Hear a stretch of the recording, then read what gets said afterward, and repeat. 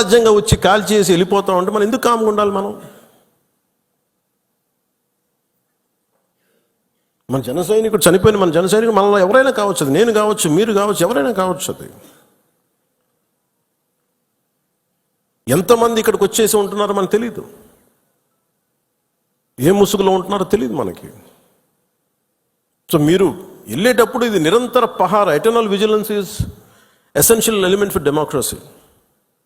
మన బాధ్యత పదవులు వచ్చేసినాయా లేదా, మనం గెలిచేసామా లేదంటే కూడా ఎంత బాధ్యతగా ఉండగలం, మనం ఎంత నిరంతరంగా మనం విజిలెన్స్తో ఉండగలం, పహారా కాయగలం సమాజం మీద. ఊళ్ళల్లో ఎవరైనా కొత్త వ్యక్తులు వచ్చారా, అనుమానాస్పదంగా తిరుగుతున్నారా, ఇవన్నీ it's also part of our responsibility. So నాకు ఇది 3 సార్లు యుద్ధం ఓడిపోయిన తర్వాత మన మంచితనం ఇంకా అర్థం చేసుకుంటే ఇలాగ వచ్చి ఇళ్లలోకి వచ్చి చంపుతారు. షికారుకి వెళ్తే, సరదాకి వెళ్తే చంపేస్తారు. దీనికి మటుకు చాలా బలమైన స్టాండ్ తీసుకోవాలి. అందుకే నాయకులందరికీ కూడా, జన సైనికులందరికీ కూడా, వీరమలందరికీ కూడా ఇది ధైర్యంతో కూడుకున్న పని. ఉగ్రవాదులను ఎదుర్కోవడం అంటే ధైర్యంతో కూడుకున్న పని.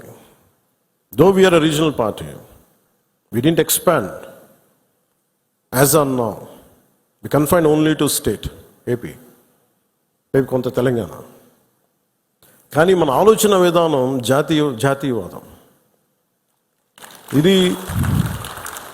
ఇది మీరు బలంగా ఉండగలిగితేనే రేపు